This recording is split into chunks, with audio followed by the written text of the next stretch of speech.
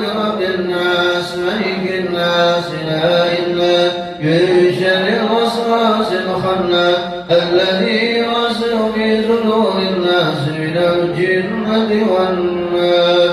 البدد الرسول وعمين وصفين رسول الله محمد صلى الله عليه وسلم وأصحابه وأزواجه وذريته ثم إلى سيدنا محمد الله والنساء وقدم محمد بن رضي عليه كالبكي عليه مجمعين الله برب وجود من الجنة ويعيد بركاتهم وصورهم والمال والعباد في الدنيا والدنيا والآخرة.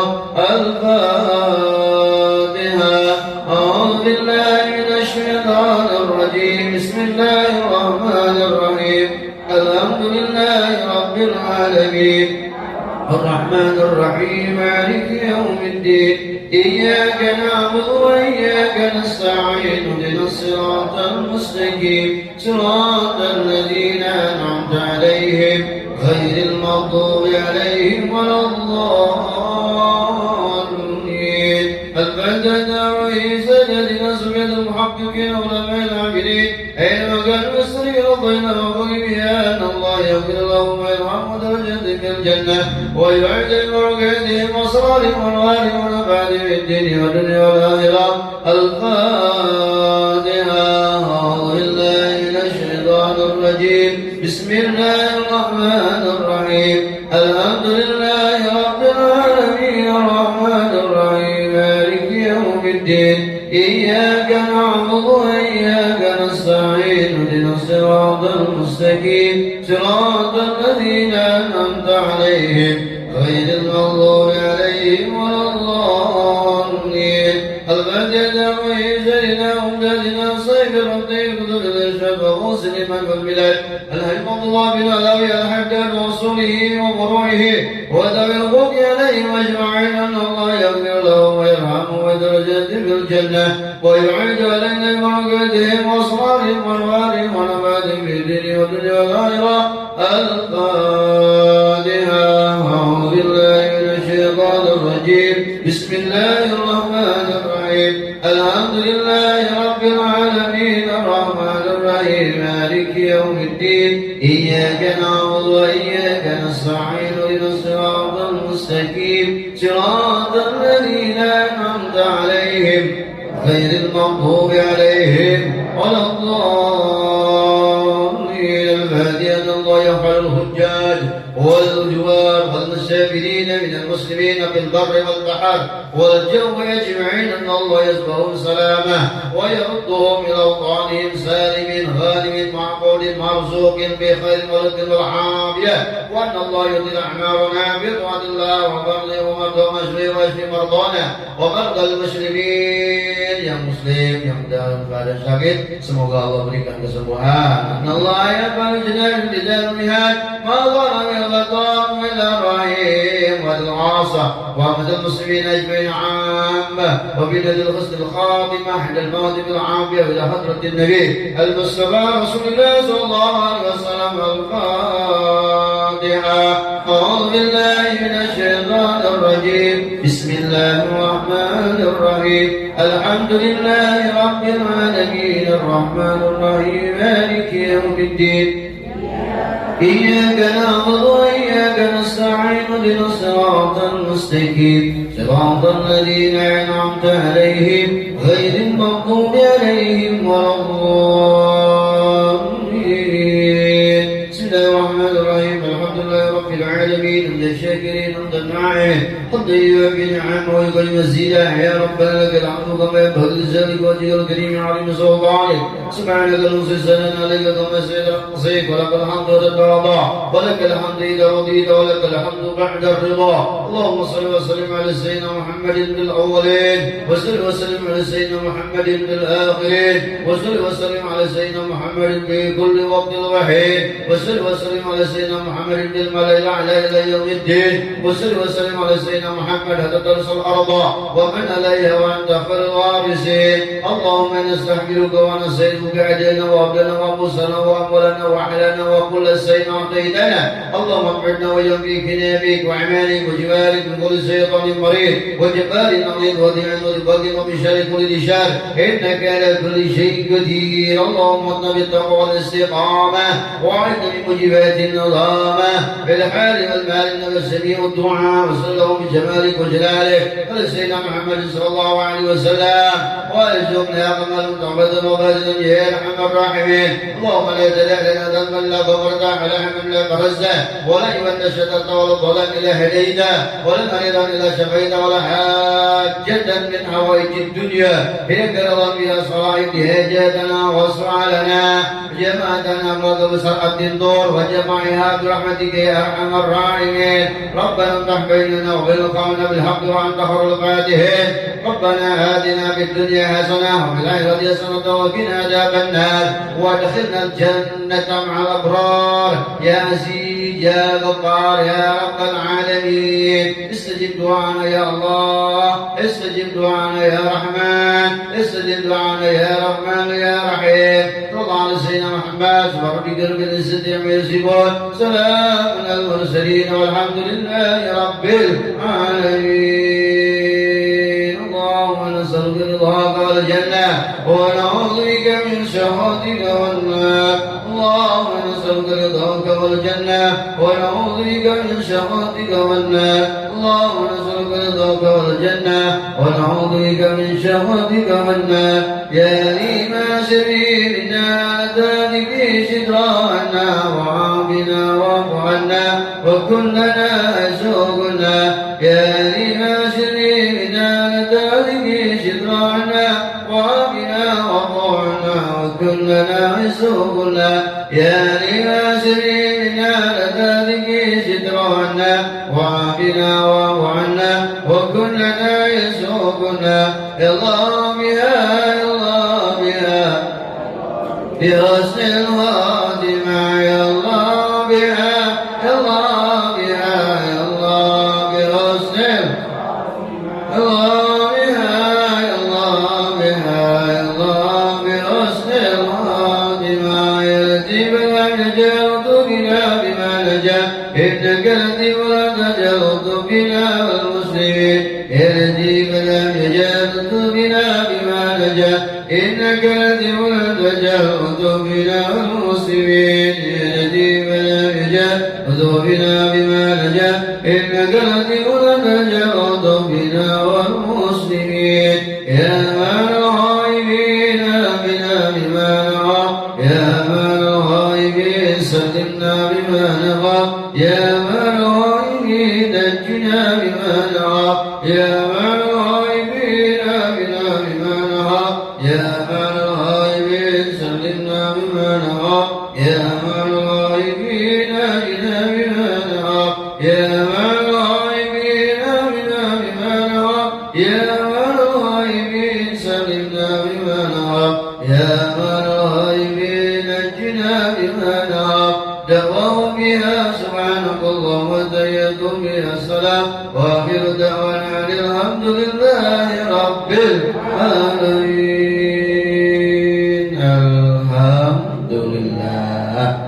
Alhamdulillah lisan kita, hati kita sudah kita basahi dengan berzikir sehingga kita mudah-mudahan termasuk orang yang sahih lisan, sahih hati, sahih akhlak dan budi pekerti. Amin ya rabbal alamin. Kemudian yang keempat, yang ketiga ada lagi rajulun la lisan qalbun, ya, ada lagi laki-laki rajulun lahu qalbun bila lisan wa huwa mu'minun syatallahu ta'ala. Ada lagi tiga golongan, tiga lagi adalah laki-laki hatinya yang dilihat oleh Allah tapi lisannya agak ditutup oleh Allah Subhanahu wa taala. Wa huwa mu'minun, yaitu orang mukmin. Hatinya yang baik ini mah kita milih hati baik, lisan baik atau gimana, Bu? Oh, hati baik, lisan baik, apa hati doang baik, hati doang lisannya jelek? Dua-duanya baik. Tapi ini ada kata saya Abdul Qadir Jailani, rajulun qalbun, hatinya cakep luar biasa, lisannya biasa. Siapa mereka? Di sini kata beliau adalah man satarallahu minal khalqi, ditutup dari manusia. Jadi bergaul dengan manusia itu nggak ada.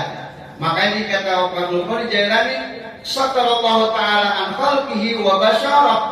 Jadi penglihatannya nggak dilihatkan oleh Allah Subhanahu wa taala. Siapa dia?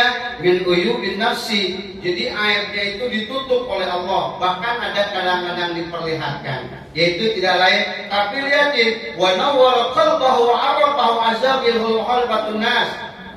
Hatinya penuh dengan cahaya. Hatinya penuh dengan cahaya, tidak lain adalah kemudian wasumul kalamin bahwa rajulun waliyullah. Ini yang ketiganya adalah wali-wali Allah. Wali Allah coba lihat, ini walinya wali majdub, wali yang kagak nalar dengan pikiranmu. Makanya hatinya ini dicabut, saking udah enaknya dengan Allah, perilakunya itu nggak enakin. Ada wali yang di daerah Gresik, jangan dilihat dohirnya. Emang dohirnya ketika jalan cuma pakai celana pendek, Habib Abu Bakar itu masya Allah Rabbana, itu wali Allah. Kenapa? Kalau kita melihat akum bidawahirnya itu dengan mata kita itu emang itu wali begitu kan. Tapi biarnya bukan karena itunya, hatinya udah ditarik oleh Allah, saking udah dekatnya dengan Allah Subhanahu wa taala. Ibu mau begitu? Ada yang wali-wali itu yang ya Allah Rabbana. Ini ada Wan Sehon, itu ibu tahu semua ya. Itu di luar nalar. Luar nalar. Kita jangan lihat, tapi itu kenapa? Waliun Allah min wali Allah Subhanahu wa taala. Banyak para wali Allah Subhanahu wa taala yang di luar nalar. Di Tasikmalaya ada gua namanya Saparwadi. Itu namanya gua Pamijahan. Itu guanya mah ya Allah belum kan kecil, tapi bisa tembus ke Mekah, bisa tembus ke Surabaya, bisa tembus ke Gresik. Dengan lubang segitu mata kita nggak bisa nalar. Masa sih dengan mata itu? Dengan diri mata kita nggak nalar, tapi hati yang berbicara. Makanya para wali, Syekh Abdul Muhyi kalau sholat berjamaah ke Mekah lewat lubang itu. Ibu bisa lewat situ? Enggak lagi juga kadang-kadang itu susah. Ya Bu ya. Ini waliullah masya Allah. Maka Syekh Abdul Muhyi itu setiap dohor asal Magisa itu ada di Mekah. Lewat itu tuh, lewat lubang itu tadi, di gua itu tadi. Jadi kalau rapat para wali itu lewat itu. Kumpulnya di Saparwadi itu. Makanya kalau ibu pernah ziarah ke Saparwadi, ada namanya tempat kumpulnya para wali Allah Subhanahu wa taala. Dari wali-wali Wali Songo itu pada ngumpul di situ. Semua juga ini semua wali ya. Wali murid. Ini wali kan ya. Saya kok tahu wali itu cerita. Dan ada yang tahu wali kecuali wali lagi. Saya kan nggak tahu di sini ada wali Allah ya. Saya yang wali itu perempuan, ada perempuan. Siapa? Waliullah, yaitu Siti Maryam. Satu riwayat mengatakan Siti Maryam adalah wali Allah. Gak punya laki tapi bunting, ya Bu ya.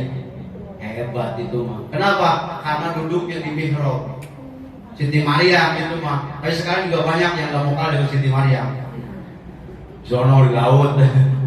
Siti Maryam mau udah dijaga oleh Allah Subhanahu wa taala. Nah, ini wali Allah Subhanahu wa taala yang hatinya penuh dengan cahaya Allah Subhanahu wa taala. Nah, Ibu yang saya hormati dan Allah muliakan, ini yang ketiga. Yang keempat, Habib udah datang. Habib udah belum naik. Yang keempat adalah rajulun ta'allama wa 'allama 'amila bi ilmihi wa huwa 'alim. Yang keempat adalah laki-laki yang ta'allama, belajar dan mengajarkan ilmunya serta mengamalkan ilmunya. Kalau yang dua tadi cuma nyampein tapi nggak ngamalin. Kalau ini yang keempat adalah punya ilmu, ngamalin tapi belajar. Maka disebut di sini kata Syekh Abdul Qadir Jailani, ini predikat adalah wali alimun, seorang ulama. Ulama di sini adalah qalbun thayyibun, lisanun thayyibun, hatinya baik, kemudian lisannya juga baik. Maka seorang alim di sini, seorang ulama tidak lain adalah sadrah liqabulil ilm, hatinya, dadanya, jembar dadanya, sadrahnya, dadanya itu apa ya? Kayak segoro, siap menerima ilmu-ilmu Allah Subhanahu wa taala dan mengamalkan. Makanya kita diperintahkan oleh Kanjeng Rasul, alaikum bimujalasatil ulama wastimai kalamil hukam. Wajib kita duduk, kudu seminggu sekali, sebulan sekali mah kudu hadir di tempat di mana ada para alim ulama yang ngajarin sama kita. Nah gitu Bu. Jadi jangan hanya sebulan sekali dihadir. Saya percaya ibu-ibu madam ya, kali bapak-bapak kalau ngaji anteng, bapak-bapak ya Allah ya, di mana-mana Bu ya, bapak-bapak anteng saking antengnya tidur. Nah di mana-mana saya ceramah banyak begitu ya Allah. Ibu-ibu kalau dikasih pisang habis, dikasih cucur habis. Bapak-bapak lihatin tuh, lihatin ini masih anteng aja ya. Ibu-ibu masya Allah bapak ya. Cuma bapak-bapak anteng digigirin kalau dikasih snack bapak-bapak. Di Muludan coba, di Maulid itu bapak-bapak snack-snack dinampak-nampak besar itu nggak ada yang nolek-nolek Bu, anteng. Tapi lagi mikirin di badannya nyari plastik bagaimana ini ya. Sama ya. Ya Allah Bu ya. Jadi alaikum bimujalasatil ulama. Kudu sampai mengatakan hati kalau nggak pernah disiram dengan ilmu ulama takutnya karatan, takutnya hati kalian mati. Makanya alhamdulillah kita beruntung tidak hanya sebulan sekali dihadir, di banyak kita di rumah masing-masing pasti tempat masing-masing ada tempat untuk ilmu. Jangan lihat ini siapa yang nyampein, yang penting hadir kata Rasulullah SAW. Ya, mudah-mudahan. Nah, kenapa? Fa innallaha yuhyil qalb. Sesungguhnya Allah akan menghidupkan hati yang mati. Duduk dengan orang, siapa yang kita duduk manjalas janas kata Rasul. Siapa yang kita duduk akan seperti apa yang kita dibarengin duduknya. Duduk dengan alim ulama kayak alim ulama. Duduk dengan ustazah pasti seperti ustazah walaupun bukan ustazah. Duduk dengan preman bakal seperti preman, laganya kayak preman, tengil, ya kayak beras perak gitu. Duduk dengan orang kaya pasti seperti orang kaya lagunya, walaupun belangsak hidupnya, tantang dan dek. Nah hidupnya manjalas janas. Hidup dengan pejabat kayak pejabat, itu Bu. Jadi manjalas janas. Duduk dengan para alim ulama, insya Allah ke bawah wangi. Duduk dengan orang yang suka bikin golok, bakal kena percikan api. Betul Bu? Nah, duduk dengan orang yang dagang parfum, bakal ke bawah wangi. Duduk dengan ulama, insya Allah kecipratan berkah ilmunya. Amin ya rabbal alamin. Ibu yang saya hormati, makanya kun solehan, wailam takun soleh, kun bikal bisolihina. Jadilah kalian orang yang soleh dengan ulama. Tapi kalau kalian nggak bisa jadi orang soleh, kun bikal bisolihina. Jadilah kalian, hati kalian ada di hatinya orang-orang yang soleh. Maksudnya selalu diingat orang-orang yang soleh. Kemana ya Pak Trisno? Nah itu maksudnya begitu. Kenapa? Karena kangen. Berangkatnya duluan dulu. Masya Allah Rabbana. Atin belum buka, dia buka duluan. Hafal duluan. Masya Allah. Luar biasa. Diingat mulu sama Haji Atik. Kemana ya Pak Trisno? Sampai satu hari nggak datang diingat-ingat. Nah itu maksudnya Bu. Ya. Apalagi ibu datang ke sini sering, sebulan sekali bawa kue, besoknya enggak diingetin mulu, bawa kue ya, itu diingetin. Jadi kebaikan itu diinget-inget. Nah makanya kul bikol bisolihina. Jadilah kalian, walaupun kalian nggak jadi orang soleh, paling tidak taruh hati kalian di hati orang-orang yang soleh. Diingat mulu sama orang alim, luar biasa. Apalagi kita diingetin sama baginda Nabi Muhammad SAW. Nah, ibu yang saya hormati dan Allah muliakan, mengingat tadi banyaknya ngaji, maka ini Atin mengadakan ibu kalau mau gabung nih ya, kolaborasi pengajian majelis Atin Tur dan majelis Atin Masjid Atin. Nah jadi di sini ibu nggak jadi cuma hanya di sini sebulan sekali, penuhin majelis insya Allah lah, percaya ibu-ibu mah. Nah ini Atin Tur sama Masjid Atin yang ada di Taman Mini sudah ngadain kolaborasi, mau digabungin silahkan ibu kalau mau ngaji nambah ilmu di setiap hari Sabtu. Kalau Atin Tur mas sebulan sekali, nah di Masjid Atin ada pengawasan seminggu sekali setiap dinten Sabtu jam 8 dugi jam 10. Cekap dulu ya. Iya ngaji mah jangan lama-lama, beda nonton sinetron. Kalau lagi nonton si Andin lah, si Andin udah kemana tahu ya Bu ya. Masih ada Ibu si Adin? Saya lihat itu kan masih ada Ibu ya, Ikatan Cinta. Dalam kursi Elsa-nya ya. Saya nggak pernah nonton Bu. Istri saya nonton, saya temenin begitu tahu. Sama ya. Ibu yang saya hormati, nah itu jadi untuk nambahin ilmu ada lagi mengajak, silahkan Ibu di mana di Masjid Atin setiap hari Sabtu jam 8 ya. Nanti kalau emang berangkatnya mau bareng sama Mas Chandra boleh ya, asal ongkosin gitu aja. Nah keceplosan itu Bu. Terus di sini ada Pak Reni sama Pak Haji Dede. Saya sampaikan sebelum Habib udah datang.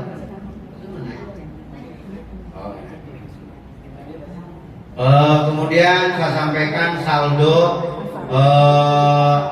kemarin pengajian Atin Tour atau Kas Atin di bulan Oktober sebesar 25.559.500 rupiah. Alhamdulillah. Ditambah bulan November tanggal 4 dapat 963.000 rupiah. Jumlah total sampai saat ini per November sebesar 26.522.000 rupiah. Alhamdulillah. Ahlan wa sahlan wa marhaban bi hudurikum. Masyaallah. Ibu yang satu sementara demikian, nanti masih ada poin-poin yang disampaikan. Berhubung ibadah sudah ada di tempat kita memberikan ilmu kepada kita dan alhamdulillah. Baik, kita berpanjang kalam. Haji, selamat datang Pak Haji Atik. Baik, Ibu yang saya hormati, siapkan hati, siapkan telinga. Tidak nyender, tidak ngantuk untuk apa Bu? Jangan nyender ya Bu. Ini kadang nyender ya Bu ya. Baik, pada beliau dipersilakan. Allahumma sholli ala Muhammad.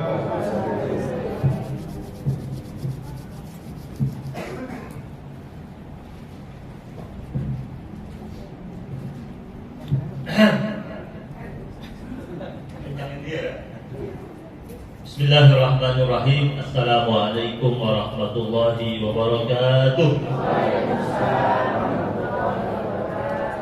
Alhamdulillahi rabbil alamin. Alhamdulillahi wa kafa. Wassalatu wassalamu ala habibina al-mustafa wa ala alihi wa ashabihi ahli sidqi wal wafa. Allahumma salli wa sallim ala sayyidina Muhammad Al-Fatih lima ughliqa wal khatimi lima sabaq nasiril haqqi bil haqq wal hadi ila siratikal mustaqim wa ala alihi haqqa qadrihi wa miqdarihi al-azim. Subhanaka la ilma lana illa ma 'allamtana innaka antal alimul hakim. Subhanun qudusun rabbuna wa rabbul malaikati wa ruh. Yang sama-sama kita hormati dan kita cintai pimpinan daripada Atin Tour, yaitu Bapak Dr. Andes Haji Atik Mulyanto beserta seluruh staf dan karyawan Atin Tour, guru kita yang tadi baru sama-sama memimpin kita, menuntun kita untuk membaca Al-Fatihul Haddad, yang insya Allah semua kita yang hadir di sini mendapatkan limpahan rahmat dan keberkahan dikarenakan ratib yang sering kita baca. Karena di antara lantunan ratib yang sedang kita baca itu, salah satunya ada tentang istighfar. Ya. Jadi di antara ratib itu artinya susunan yang tertib yang dibuat oleh Al-Habib Abdullah bin Abi Al-Haddad. Beliau buta dari kecil, tetapi dari usia yang sangat muda, tidak sampai 9 tahun, ada yang mengatakan 7 tahun sudah hafal Al-Quran 30 juz. Tidak mengurangi semangatnya untuk mengaji dan belajar Al-Quran dan menjadi seorang yang wara, yang zuhud, yang alim. Kemudian beliau menyusun Tentu susunan tersebut tulis oleh muridnya karena beliau tidak dapat melihat. Ditulis oleh muridnya, yaitu zikir-zikir yang pantas dibaca oleh setiap muslimin. Diambil dari mana? Diambil dari hadis Rasulullah SAW. Karena zikir-zikir tersebut berserakan di hadis-hadis Nabi itu, adanya banyak hadis-hadis Nabi itu, dan butuh waktu lama untuk membuka kitab-kitab hadis. Beliau ingin memudahkan murid-muridnya, disusunlah menjadi ringkas. Kalau orang membacanya harus ambil kitab ini lama, disusun sama beliau, dipermudah. Namanya ratib, susunan yang tertib. Al-Haddad, nama marga beliau, makanya dikatakan Ratibul Haddad. Beliau menyusunnya. Nah, di antara zikir-zikir yang kita baca tadi ada astagfirullah Rabbal baraya, astagfirullah minal khataya. Ada nggak ada? Kalau bilang nggak ada, mereka nggak baca. Ada ya? Ada. Itu istighfar. Nah, istighfar itu tentu menghadirkan segala macam bentuk kebaikan buat kita. Orang yang beristighfar itu artinya orang yang memang sedang berniat untuk bertobat kepada Allah Subhanahu wa Ta'ala. Taubat itu artinya kembali dengan sungguh-sungguh kepada Allah, kembali dari kemaksiatan menuju ketaatan. Itu orang yang bertobat. Kalau Allah sebagai pemberi taubat, artinya Allah memberikan taufik dalam berbentuk hidayah Allah Subhanahu wa Ta'ala kepada orang yang Allah terima taubat. Nah, jemaah yang dirahmati Allah Subhanahu wa Ta'ala, Al-Imam Ali bin Abi Thalib radhiyallahu ta'ala anhu pernah berkata begini, kata Ali bin Abi Thalib, jika hidupmu dirundung aneka kesulitan dan kesempitan hidup, ada kesusahan yang bergelayut dalam hatimu, maka itu bisa jadi disebabkan oleh dosa-dosamu. Maka cepat-cepatlah perbanyak istighfar, maka segala macam bentuk kesempitan yang kau hadapi akan dilapangkan. Kegelisahan yang berada dalam hatimu akan dimudahkan. Dan ucapan yang Ali bin Abi Thalib radhiyallahu ta'ala anhu diperkuat dengan firman Allah ternyata dalam surat Hud. Di ulama-ulama zaman dahulu, para sahabat-sahabat Nabi itu kalau mereka berbicara, bicaranya mereka itu kalau disandingkan dengan ucapan Allah, firman Allah dalam Al-Quran, maka pasti sama. Kenapa? Karena mereka tidak mungkin mau berbicara kecuali apa yang Allah ridhoi. Sebagaimana nanti kita bahas mengenai ridho tadi. Nah, ternyata ucapannya betul ada dalam Al-Quran. Allah Subhanahu wa Ta'ala berfirman dalam surat Hud, wa anistaghfiru rabbakum tsumma tubu ilaih. Allah, dan hendaklah kalian beristighfar, memohon ampun kepada Tuhan kalian, tsumma tubu ilaih, lalu kembalilah kalian kepada Allah. Karena begini, ada orang istighfar tapi belum kembali. Ya, ada orang dia bilang dia sudah beristighfar tapi belum kembali kepada Allah.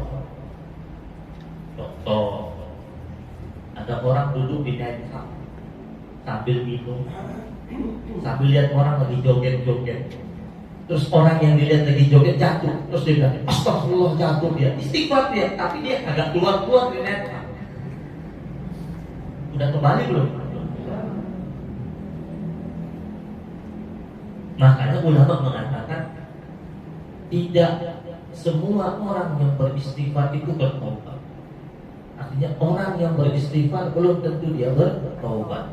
Orang yang bertobat sudah pasti istighfar. Karena istighfar itu tidak perlu syarat. Kalau taubat butuh syarat. Banyak orang mengucapkan astagfirullah, tapi sholatnya masih bolong-bolong, belum taubat dia. Banyak orang mengucapkan astagfirullah tapi mudah zalim sama orang, belum taubat.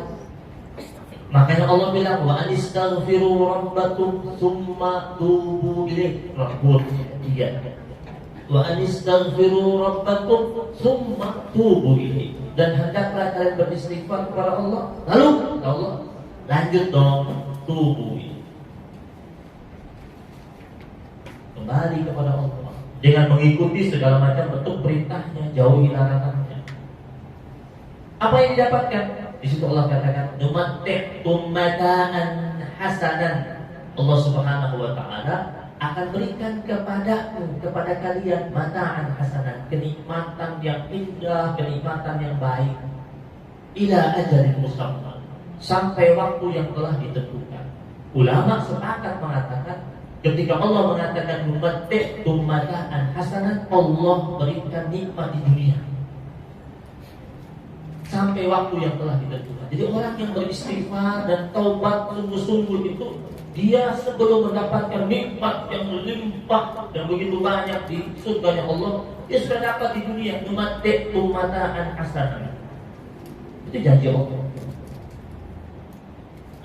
Tadi salah satu yang kita baca itu Astagfirullah Rabbal Baraya. Astagfirullah Rabbal. Baik jemaah yang dirahmati Allah Subhanahu wa taala. Kita masuk sekarang bab tentang ridho. Karena kita berharap menjadi hamba Allah yang senantiasa menggapai ridhonya Allah Subhanahu wa taala. Kembali terhadap ucapan yang saya ambil dari ucapan kalimat hikmahnya Al-Habib Abdullah bin Alwi Al-Haddad dalam salah satu kitab beliau.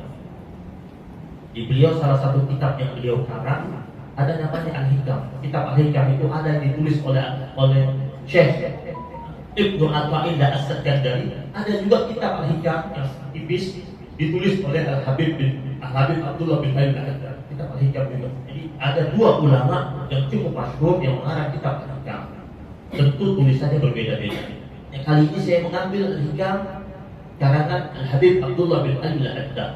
Dalam salah satu babnya beliau katakan, kaifa yakunu minal mu'minina may yurdil makhluqin bisakhati rabbil alamin. Kata beliau, bagaimana mungkin ada di antara kalangan orang-orang yang beriman yang mencari keridhaan makhluk, kemudian akhirnya mengundang murkanya Allah Subhanahu wa taala. Berarti kita ini saat kita hidup di dunia, jangan coba-coba mencari kesenangannya orang. Ada orang tuh kalau berbuat sesuatu biar dipuji sama orang, bukan dipuji sama Allah. Ada orang saking pingin dia dibanggakan oleh manusia, dia tidak peduli ini Allah murka atau tidak. Yang penting orang senang dulu deh. Kata Habib Abdullah bin Alwi Al-Haddad, tidak mungkin bagi seorang mukmin dia lebih condong atau cenderung kepada mencari ridhonya manusia, senangnya manusia, kemudian mencampakkan ridhonya Allah Subhanahu wa taala. Nah, jemaah dirahmati Allah Subhanahu wa taala. Sekarang apa arti ridho? Sudah jadi bahasa Indonesia kan? Suka ada orang kalau dia marah, dia bilang begini, gue gak ridho. Artinya apa? Ya. Ridho beda nggak sama ikhlas? Beda apa sama? Beda dikit. Dikit gimana? Ini dikitnya di Kalimalang. Kalimatnya. Ridho sama dengan beda. Kalau ikhlas itu suatu keadaan yang dilakukan oleh manusia, suatu perbuatan yang dilakukan oleh manusia yang semata-mata karena Allah Subhanahu wa taala, itu ikhlas. Ikhlas itu artinya tulus. Ikhlas itu artinya murni. Maka ketika Allah berfirman dalam Al-Quran, ala lillahi dinul khalis, ketahuilah bahwasanya milik Allah Subhanahu wa taala itu agama yang murni. Apa itu Islam? Itu ikhlas. Kalau ridho adalah sikap seorang hamba Allah Subhanahu wa taala terhadap keputusan Allah dalam hidupnya. Itu ridho. Ya, sikap seorang hamba Allah atas keputusan Allah buatnya. Kalau ikhlas, perbuatan yang dilakukan oleh seorang hamba Allah Subhanahu wa taala dengan niat yang tulus semata-mata untuk Allah Subhanahu wa taala. Nah, kita suka dengar tuh teman-teman bilang, "Gue enggak itu." Artinya apa? Ya rela. Ya rela. Ya rela hati. Enggak puas. Enggak ridho. Ridho itu gembira. Ridho itu senang.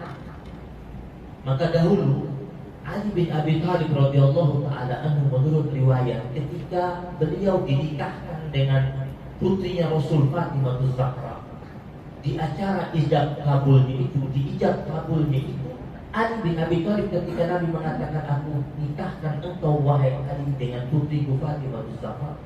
Setelah itu Ali bin Abi Thalib menjawab, ya, menerima ijab dari Nabi itu, ya, itu dengan mengucapkan apa? Raditu. Ya. Dia tak jawab qabiltu. Raditu. Apa dia raditu? Menurut riwayat Ali bin Abi Thalib jawabnya raditu. Kenapa? Karena Ali yang dia nikahkan adalah putrinya Rasul dan dia ridho. Ridho itu berarti menerima dengan senang hati, dengan rela hati dan puas menikahi Fatimah Az-Zahra. Ridho itu di atasnya qabiltu. Kalau qabiltu saya terima, bisa-bisa besok ada terima. Ada orang setelah nikah kaget-kaget, oh jadi begini ya, Kan banyak kejadian sebelum nikah, pas setelah nikah kaget-kaget. Karena memang sebelum nikah yang dilihat bagus-bagus semua. Nah, ridho inilah yang diperintahkan oleh Allah Subhanahu wa taala kepada hamba-hamba agar mereka ridho terhadap ketentuan dan keputusan dari Allah Subhanahu wa taala. Hamba Allah yang ridho, orangnya tidak terguncang hatinya ketika dia mendapatkan musibah. Bahkan dia mampu melihat hikmah di balik musibah yang sedang dia hadapi. Orang ridho. Orang ridho itu hatinya tidak senang, tidak hanya senang ketika dia sedang mendapatkan kebaikan, tetapi ketika dia sedang berhadapan dengan takdir buruk hidupnya, dia tunjukkan ridhonya kepada Allah Subhanahu wa taala. Bahkan orang yang ridho, dia mampu melihat segala macam bentuk kebaikan di balik cobaan yang Allah berikan dalam hidup. Orang yang ridho itu tidak pernah berburuk sangka terhadap takdir hidupnya. Orang yang ridho itu tidak pernah overthinking kepada Allah. Bahasa kerennya sekarang, udah sekarang. Kalau kajian temanya apa? Ini Ustaz temanya ini. Apa itu? Overthinking kepada Allah. Pasti dia ya. Maknanya suudzon. Sangka buruk. Tapi kan kalau dikasih judulnya begitu, anak-anak milenial hadir. Ini temanya bagus nih, overthinking. Membangun jejaring networking, temanya membangun jejaring networking. Membangun jejaring networking. Keren kan? Nanti bahasa Indonesia apa? Bahasa Islamnya. Silaturahim. Orang yang ridho, dia senantiasa tetap melihat sisi kemahasempurnaan Allah Subhanahu wa taala. Dia merasakan ujian yang sedang dihadapinya itu sebagai nikmat. Kenapa? Karena dia merasa jiwanya ini sedang diuji oleh sang kekasihnya, itu Allah Subhanahu wa taala. Orang kalau sedang jatuh cinta dengan kekasihnya uji dia kayak apapun dilakukan tidak. Ini sayang banget sama istrinya. Istri sedang mengandung. Malam-malam tuh istri tiba-tiba apa tuh? Idam.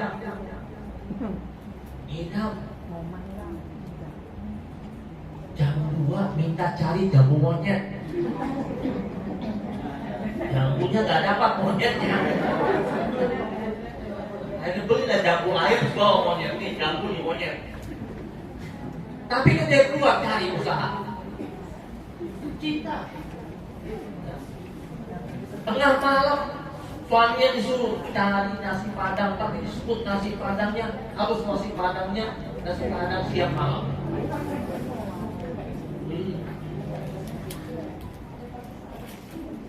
Dapat ketemunya pagi sore, siang malam juga waktunya. Dapat tuh, bawa dia sampai di rumah, cuma dicium doang. Dia cerita tapi malah dia ketika anaknya sudah lahir dia cerita dengan tertawa ini waktu mak nikah suruh nyari itu. Dulu ada tetangga ngidam suruh suaminya beli es balok. Ini es balok nih. Suaminya buat apa? Beli, pokoknya pergi beli. Dia bawa es balok. Sampai es balok mau diapain? Cuma dilus-lus. Ditulus. Ridho. Nah, jamaah yang dirahmati Allah Subhanahu wa taala. Orang yang ridho kata ulama, tabiatnya pemaaf. Mau contohnya, mak-maknya pakai baju putih seragam mau ke majelis nih. Pangku anaknya umur 1,5 tahun. Ini pangku anaknya, terus dia ada orang jual es krim, mau dikasih es krim kasih anaknya. Anaknya makan es krim dari dipangku, baru makan berapa detik jatuh es krim, kena bajunya. Dia bilang apa? Jatuh ya, pasti aku lagi ya. Ridho, dia tak marah. Tabiatnya pemaaf. Gak lama kemudian anaknya pipis lagi, kena bajunya. Pipis ya, ganti ya. Kenapa? Ridho. Coba lagi duduk rapi, nunggu dijemput sama temannya. Ada mobil lewat, ada genangan air di depan, menciprat kena bajunya. Ada dia bilang, kok kena ya? Itu pasti itu sopir mobil yang lewat tadi itu di mana dia habis itu mobil sudah lari lebih dari 1 kilo, orang masih mati.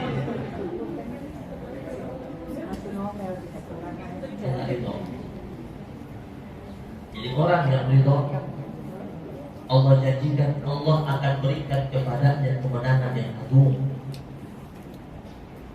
Allah janjikan. Lihat dalam surat Al-Maidah ayat 119. Allah berfirman, "Yauma yanfa'us shadiqina sidquhum." Hari di mana orang-orang yang benar itu akan mendapatkan manfaat dari kebenaran. Sekarang ini kita sedang berada pada jalan kebenaran dengan keimanan kita kepada Allah Subhanahu wa taala. Bisa saja ada orang-orang di luar sana mengatakan keimanan kita salah. Mereka mengatakan kita tidak benar, mereka mengatakan mereka yang paling benar. Tapi Allah mengatakan nanti di hari akhir surat Al-Maidah 119 itu, yauma yanfa'us shadiqina sidquhum, hari di mana orang-orang yang benar itu kaum muslimin, mereka akan mendapatkan manfaat dari kebenarannya. Allah akan tunjukkan bahwa mereka benar. Apa yang Allah berikan kepada mereka? Lahum jannatun tajri min tahtiha al-anhar khalidina fiha abadan. Allah akan menugerahkan nanti di hari akhir surga yang dengan segala macam bentuk kenikmatan. Berikutnya apa? Radhiyallahu anhum, ada kata ridho. Wa radu an. Allah Subhanahu wa taala ridho kepada mereka dan mereka ridho kepada Allah Subhanahu wa taala. Allah akhir firman mengatakan zalikal fawzul azim. Itu adalah kemenangan yang besar yang Allah berikan kepada mereka. Nah, ulama mengatakan firman Allah surat Al-Maidah 119 ini, ulama mengatakan orang-orang yang mendapatkan kemanfaatan dari kebenarannya, yang mempertahankan tauhidnya, imannya dengan baik, nanti di hari akhir dia akan mendapatkan 2 kenikmatan. Ada namanya nikmat jasmani, ada namanya nikmat rohani. Apa nikmat jasmaninya? Tadi itu surga. Dengan segala macam bentuk kenikmatan. Kalau kita periksa, kita cek dalam Al-Quran, seluruh firman Allah yang berbicara tentang surga itu pasti Allah sebut tentang nikmat jasmani. Surga itu memang isi nikmat jasmani. Seperti tadi sungai yang mengalir, nikmat jasmani. Diberikan pelayan-pelayan bagi laki-laki, bidadari yang begitu cantik-cantik. Nikmat jasmani bukan? Yang wanita di sini disiapkan pelayan-pelayan yang muda-muda, berondong-berondong. Nikmat jasmani bukan? Nikmat jasmani, ibu-ibu jadi makan juga, lagi semua. Ya. Kemudian buah-buahan. Allah gambarkan ada buah-buahan yang begitu enak, begitu nikmat, tidak pakai nunggu musim. Kemudian buahnya segar terus, matang terus, tidak ada buah yang busuk, dapat dinikmati kapan saja, mau buah apa saja itu buah hadir untuknya. Dan pohon-pohon buah tersebut dia punya dahan dan rantingnya begitu rendah. Dengan Allah firmankan qutufuha daniyah, ranting-rantingnya dan dahan-dahannya itu begitu rendah. Maka ketika kita ingin buah apa saja, ya Allah ingin mangga, terus itu dahannya tiba-tiba langsung turun ke bawah, tinggal petik. Jadi tidak ada cara panjat pohon dan naik tangga. Mau durian, nggak pakai nunggu durian jatuh. Durian jatuh dulu. Mau durian nggak perlu datang ke Atin, sudah ada di sana. Sekarang ke Atin dulu baru dapat durian, karena ada juragan durian kan ya. Kutu aja itu nikmat, surga itu nikmat jasmani. Lalu ada kan nikmat rohani di surga? Ada. Ulama mengatakan ada. Apa itu? Radhiyallahu anhum wa radu anhu. Orang-orang penghuni surga Allah ridho sama mereka dan mereka ridho sama Allah. Allah sudah ridho sama mereka, berarti apa? Mereka bisa buat apa saja di dalam surga itu. Karena di surga itu adalah yaumul jaza, hari pembalasan. Hari di mana Allah memberikan ganjaran, hari di mana Allah memberikan balasan baik kepada hamba-hambanya. Hari di mana waktu itu sudah tidak berlaku lagi undang-undang peraturan syariat, sudah tidak berlaku lagi di sana. Di dunia kita masih terikat dengan syariat itu dan tidak boleh kita langgar. Sebagaimana firman Allah, tilka hududullah fala ta'taduha, itulah batasan-batasan dari Allah, jangan kau langgar batasan tersebut. Batasan itu sudah Allah tetapkan. Di negara yang kita hidup bernegara ada batasannya kan, itu tidak boleh kita langgar. Di jalanan ada batasannya. Ini Islam ini ada batasannya, hududullah fala ta'taduha, jangan dilanggar oleh Allah. Wa man yata'adda hududallah fa ulaika humuz zalimun. Orang yang melanggar batasan-batasan Allah, kata Allah, dia zalim. Zalim sama siapa? Zalim sama dirinya sendiri. Dia menyusahkan dirinya, merepotkan dirinya kalau dia melanggar batasan-batasan Allah Subhanahu wa taala. Nanti di hari akhir tidak ada lagi batasan tersebut. Dan Allah akhiri firman-Nya, "Dzalikal fawzul 'azim." Itu adalah kemenangan yang agung. Jadi orang yang ridho tidak perlu khawatir. Orang yang ridho nanti di hari akhir dia akan dikalungkan kemenangan yang agung dari Allah Subhanahu. Jemaah yang dirahmati Allah Subhanahu wa taala. Saat di dunia sekarang ini, bagaimana kita merintis ridho kita? Sebenarnya sudah kita lakukan lewat ucapan. Kita suka bilang begini, ini ibu bapak hafal semua. Tadi baca juga tuh, waktu itu ada raditu billahi wa bil islami Muhammadin nabiyyin wa rasul. Itu hadis Abdullah Haddad tulis di sana. Itu ada hadisnya. Hadis yang sahih. Nabi bersabda, "Dzaqa taqbal iman man radiya billahi rabba wa bil islami dinan wa bi Muhammadir rasul." Kata Nabi, akan merasakan lezatnya iman, akan merasakan manisnya iman man radiya billahi rabba. Siapa saja dari hamba Allah yang ridha Allah sebagai Tuhannya. Wabil islami dinan, siapa saja yang ridha Islam sebagai agamanya. Wabi Muhammadir Rasulullah, dan ridha Nabi Muhammad sebagai Rasul. Kata ridhonya sering kita ucapkan. Pertanyaannya, betul-betul sudah ridho apa enggak? Lalu apa yang dimaksudkan dengan ridho Allah sebagai Rabbnya, Allah sebagai Tuhannya? Kita ridho dengan aturan-aturan Allah Subhanahu wa taala. ridho dengan larangan-larangan Allah. Jangan kita ucapkan kita ridho Allah sebagai Rabb kita, tapi kita tidak ridho dengan undang-undang Allah Subhanahu wa taala. Itu berat amat sih. Belum ridho. Dia bilang dia ridho Allah sebagai Rabbnya, tetapi dia masih hobi melanggar keputusan-keputusan Allah Subhanahu wa taala, aturan-aturan Allah Subhanahu wa taala. Kewajiban-kewajiban Allah dia tidak perhatikan yang sebaik-baiknya. Dia belum ridho. Wabil Islam dinan, dia ridho Islam sebagai agamanya, dia ridho syariat Islam untuk dia jalankan dalam kehidupannya. Jangan ambil pilih-pilih. Syariat yang ini diambil dan itu tidak diambil, nggak bisa. Kalau sudah ridho Islam sebagai agamanya, betul-betul seluruh rambu-rambu Islam dia jalankan, dia patuhi. Dia tidak menjadi hamba Allah yang melanggar rambu-rambu tidak biasa. Yang ketiga, ridho Nabi Muhammad sebagai Rasul utusan Allah. Berarti apa? Dia percaya betul dengan ucapan Nabi. Dia ikutin betul petunjuk Rasulullah Sallallahu Alaihi Wasallam.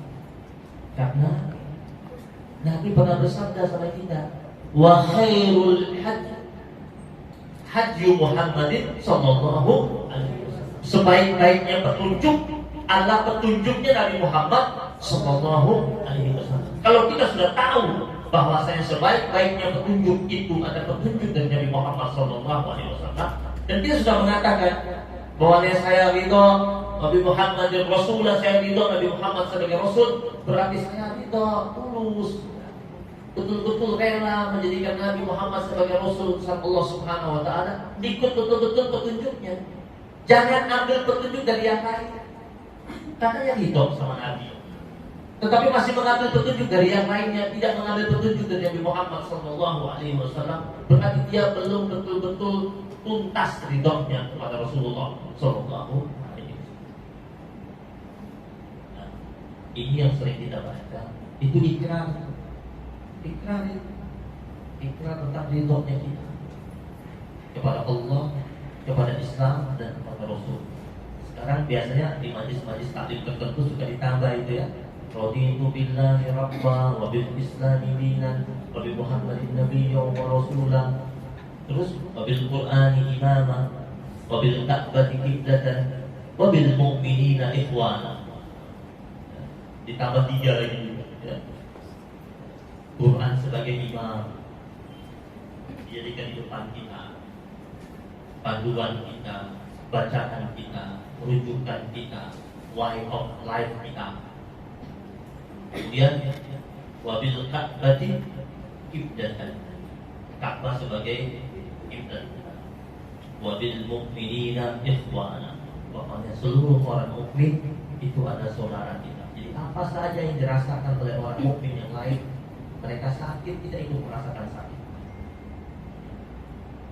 Seperti bangunan kalbunyan, seperti bangunan yasuddu ba'duhu ba'd, yang saling menopang satu sama. Nah, sifat ridho ini dapat kita lihat juga yang dimiliki oleh para sahabat-sahabat. Kalau kita mau belajar tentang ridho, kita lihat siapa? Sahabat. Kita bisa tiru. Kalau ridhonya Rasul, kita bisa ikutin, tapi nggak bisa tiru.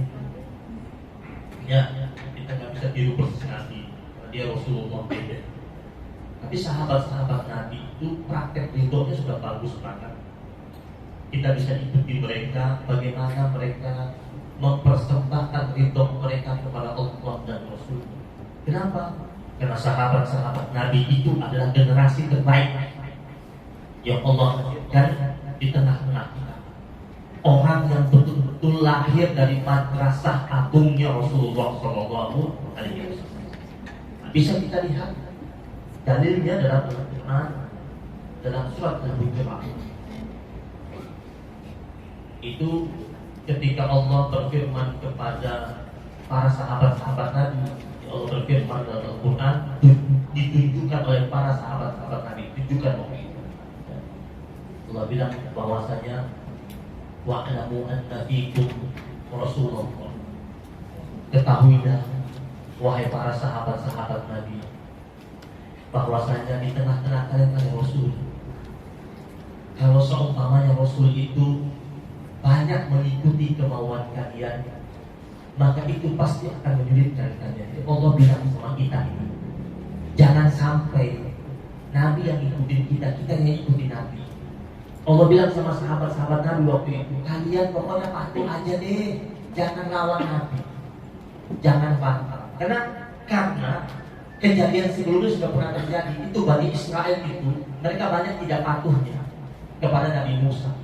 Karena mereka banyak tidak patuh sama Nabi Musa, sulitkan mereka.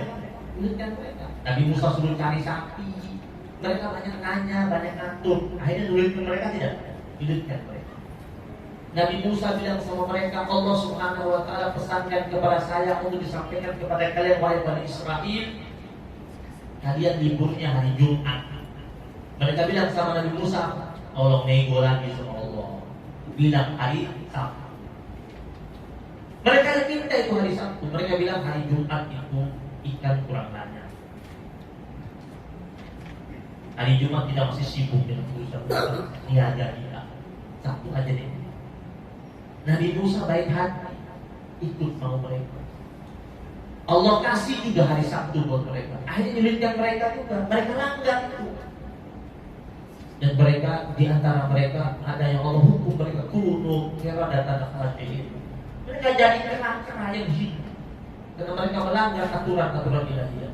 Nah, di berikutnya di zamannya umat Nabi Muhammad SAW, Allah bilang jangan sampai kalian berusaha agar Nabi ikutin kalian, nanti beratkan kalian. Bukan beratkan Nabi, beratkan kalian. Pokoknya patuh saja. Dan dengan para sahabat-sahabat Nabi akhirnya apa? Mereka manut. Semua yang Nabi perintahkan kepada mereka, mereka sadar, nah, kami patuh, kami ikut. Tidak banyak tanya.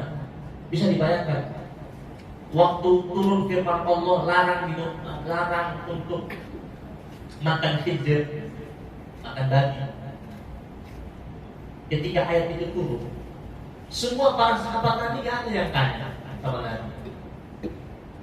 Gak ada yang bilang kenapa diharamkan, apa sebab diharamkan, haramnya di bagian mananya, mudaratnya seperti apa, sudah diuji klinis atau belum? Gak ada. Para sahabat-sahabat Nabi langsung mengiyakan firman Allah tersebut dan mereka jalankan dan mereka sebarkan kemana-mana bahwasanya daging babi itu haram. Daging babi itu ketahuan bahayanya itu baru-baru di akhir abad ke-18 Masehi baru ditemukan betapa bahaya daging babi secara uji klinis dan lain sebagainya. Akhir abad ke-18. Tapi sahabat-sahabat Nabi langsung percaya. Ketika Nabi menyampaikan firman Allah Subhanahu wa taala, marajal bahrain yaltaqiyan, tentang pertemuan dua lautan. Gak ada sahabat-sahabat Nabi itu bilang sama Rasul, emang di mana lautannya? Tunjukin kok. Gak ada yang tanya. Mereka langsung percaya dengan firman Allah yang mengatakan ada dua lautan yang bertemu di bumi Allah Subhanahu wa taala. Dan ditemukannya kapan? Kan baru-baru ini ditemukan tentang dua lautan yang bertemu. Di para sahabat-sahabat Nabi generasi terbaik, termasuk dengan ridhonya mereka kepada Allah Subhanahu wa taala. Nah, akhirnya Allah katakan di situ masuk surah Al-Hujurat ayat 7. Walakinnallaha habbaba ilaikumul iman. Allah Subhanahu wa taala menginginkan kepada kalian wahai para sahabat-sahabat, kalian jadi cinta kepada iman. Jadi yang jadikan para sahabat-sahabat Nabi itu begitu cinta dengan nilai keimanan yang kasih siapa? Allah. Setelah Allah lihat mereka begitu ridho, begitu rela, begitu puas dengan ajaran Nabi Muhammad SAW. Jadi kita ini kalau mau Allah jadikan hati kita yang cinta sama keimanan, tumbuhkan ridho itu. Tumbuhkan ridho itu. Siapa sih kita ini? Kita tidak bisa membuat kita beriman dengan kuat dengan sendirinya tanpa kita minta bantuan Allah Subhanahu wa taala. Para sahabat-sahabat Nabi Allah katakan walakinnallaha habbaba ilaikumul iman. Allah inginkan kalian itu cinta sama nilai iman, dan Allah jadikan mereka cinta. Sudah selesai? Belum. Allah kasih lagi. Wa zayyanahu fi qulubikum. Dia Allah Subhanahu wa taala menjadikan nilai iman itu menghias indah di hati kalian. Bagaimana tidak kokoh imannya para sahabat-sahabat Nabi? Itu imannya hias di hati mereka. Nabi ajak, ayo berangkat kita perang. Berangkat. Ayo keluarkan hartamu di jalan Allah Subhanahu wa taala. Jangan mikir-mikir waktu perang Tabuk itu. Itu berlomba-lomba mereka keluarkan hartanya. Abu Bakar As-Siddiq keluarkan setengah hartanya untuk berangkat perang Tabuk. Itu berangkat dari Madinah menuju Tabuk cukup jauh. Jaraknya 600 kilo lebih. Trik yang begitu sangat, 52 derajat Celcius panasnya, musim panas seperti itu. Kalau kita lagi berangkat umrah musim panas, itu hanya bisa keluar ke masjid, pulang langsung ke hotel lagi. Ini jalan di bawah terik matahari, jarak tempuh 600 kilo lebih ke daerah Tabuk. Naik kuda, naik onta, bahkan ada yang jalan kaki. Menurut riwayat sebagian sahabat-sahabat Nabi itu, ada di antara mereka satu ekor onta bergantian naik 5 orang. Ini 4 jalan naik, gantian dong ganti. Karena jumlah pasukan banyak, logistiknya kurang. Armada pasukan armadanya kurang juga. Maka Nabi kumpulkan sahabat-sahabat Nabi yang dikatakan kita butuh banyak dana. Yang ada di antara mereka ini ada, nggak ada. Nanti dulu dia lihat siapa yang suaranya bakal menang, ya nggak ada. Terus sekarang lihat YNC, ini nggak ada. Ini belum tahu nih, bakal berhadapan pasukan Romawi. Nabi ketika ucapkan itu, Abu Bakar As-Siddiq mengatakan, saya setengah harta saya. Umar bin Khattab radhiyallahu taala anhu nggak mau kalah, gue deh, semua harta saya, semua dikasih. Umar. Yang ada sama saya saat ini semua saya. Utsman bin Affan memang tidak kasih semuanya, tetapi yang paling banyak kasih dia kan orang kaya. Lebih kaya dari dua orang ini, dua-duanya kaya sih. Abu Bakar dan Umar. Utsman lebih kaya lagi. Yang terbanyak Utsman. Dengan ukuran apa? Ukuran apa lagi sekarang? Onta. Kali boleh korban tadi. Bukan dipinjami, kasih. Kurang apa lagi? Pasukan kuda kurang kuda. 100 ekor kuda. Belum lagi duit di sana. 100.000 dirham dikasih oleh Utsman bin Affan radhiyallahu taala. Utsman bin Affan orang yang ketika dia jadi khalifah, itu APBN setengah APBN Madinah pakai uang pribadi. Gimana mau ambil gaji? APBN harus pakai uang dia, APBN pakai uang setengah uang dia. Sampai di Tabuk, itu kata Raja Romawi. Raja Romawi kan nantang Nabi dan pasukan. Belum datang dia di Tabuk. Nabi tunggu di Tabuk. Di wilayah Tabuk, mana perang Tabuk. Sampai di situ. Raja Romawi kan menjadi mata-mata. Mata-matanya lapor ke dia. Bilang pasukannya Muhammad sallallahu alaihi wasallam sudah sampai. Sudah sampai. Gimana nih, kita datang nggak? Kata Raja Romawi, jangan datang. Kenapa? Ini cuaca sangat terik. Saya malah mengira mereka tidak akan sampai. Raja Romawi sempat bilang, saya tantang mereka di Tabuk. Saya yakin mereka akan datang untuk mempermalukan mereka bahwa mereka tidak terima tantangan saya. Kata mereka terima. Kaget dia, kok bisa sampai? Dan dia bilang sama pasukannya, sebaiknya kita tidak akan berhadapan dengan mereka. Itu pasukan-pasukan nekat. Mereka mampu menerjang badai gurun dan panasnya udara, dan mereka sampai ke situ. Apalagi berhadapan dengan kita, mereka berani melawan alam itu, menerjang alam itu. Itu sesuatu yang dahsyat. Jangan temui mereka. Nabi menurut riwayat sampai di situ dan langsung pulang. Di bawah terik matahari, Nabi menduduki Tabuk selama 40 hari. Bertahan. Ini tunjukkan kekuatan Nabi. Sofos tunjuk kekuatan. Sampai pulang. Dan banyak warga-warga Tabuk itu menjadi senang karena didatangi oleh Nabi. Mereka bukan warga Muslim. Mereka jatuh hati sama Nabi dan beriman sama Nabi. Kenapa? Mereka melihat bahwasanya bagaimana Nabi dan sahabat-sahabat yang menunjukkan eksistensi Islam sejati. Bagaimana sahabat-sahabat tidak ada yang mengeluh, Gak ada yang bilang, percuma dong datang pakai capek, udah jauh-jauh sampai ke sini ketemu musuh. Gak ada satupun. Kenapa? Iman menghiasi hati mereka. Mereka jalan sama Nabi itu dengan ridho. Orang yang ridho itu, kata ulama, orang yang ridho itu dia menjalankan ibadah dengan bahagia, dengan senang, dengan happy. Orang yang ridho itu gak lagi dia ngomong, ya zuhur lagi, ya asar lagi, belum ridho tuh. Ya subuh lagi, ya sedekah lagi, belum ridho. Orang yang ridho itu datang sholatnya bahagia, betah di majlis taklim, duduk lama-lama. Ya. Orang yang ridho itu gak lihat-lihat jam. Apa selesai Ustaz ini? Orang yang ridho itu ketika majlis selesai dia ingin lagi majlis. Senang di tempat-tempat baik. Nah, sudah selesai yang Allah berikan kepada orang yang ridho ini, ya sahabat-sahabat Nabi. Belum selesai Allah katakan wa karraha ilaikumul kufra wal fusuqa wal isyan.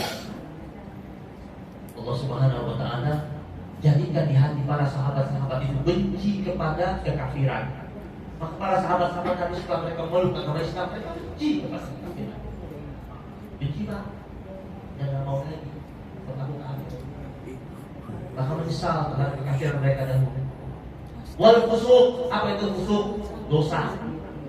Orang fasik itu adalah orang yang langganan dosa. Pelanggan dosa itu fasik.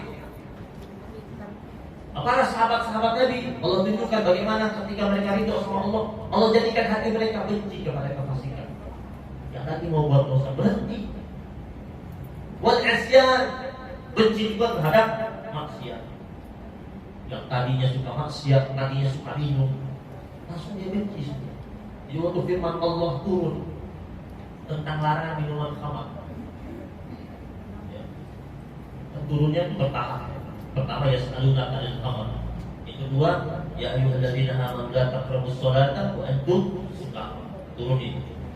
Ya. Jadi yang pertama itu turun. Mereka mesti bertanya kepada Allah Rasul tentang minuman keras. Qul fihi ma ismun kabir wa manafi'u lin-nas. Ismuhuma akbaru min naf'ihima. Itu minuman keras itu ya, ada dosanya yang besar dan ada manfaatnya. Tapi dosanya jauh lebih banyak daripada manfaat. Kemudian setelah itu turun lagi firman Allah tentang hai orang-orang yang beriman, ya ayyuhalladzina amanu la taqrabus sholata wa antum sukara. Jangan datangi sholat dalam keadaan mabuk. Menurut riwayat berarti di luar sholat masih bisa mabuk. Masih minum. Tapi masuk sholat nggak boleh mabuk. Nah, kita sekarang lebih parah lagi, kagak mabuk. Nggak mabuk kan sholat. Sholatnya nggak mabuk, tetapi suka di dalam sholatnya mabuk mengingat Allah. Orang dilarang sholat dalam keadaan mabuk. Kenapa? Karena kalau dia sholat dalam keadaan mabuk, dia tidak ingat. Nah sekarang banyak orang sadar tidak dalam keadaan mabuk, sholat tapi kagak ingat. Lebih parah dari orang mabuk. Orang mabuk ajar dia mabuk, ajar dia ingat Allah, dia mabuk soalnya, dia ingat Allah. Dan Allah bilang, ya ayyuhalladzina amanu la taqrabus sholata wa antum sukara. Sampai kamu paham apa yang kamu ucapkan. Berarti orang sholat harus sadar yang dia ucapkan. Harus sadar yang dia baca. Bukan ingat yang lainnya, ingat Allah Subhanahu wa taala. Terus turun ayat yang ketiga. Ini larangan keras langsung. Innamal khamru wal maisir wal ansab wal azlam rijsun min amali syaitan. Fajtanibuhu. Di situ Allah mengatakan fajtanibuhu. Jauhilah.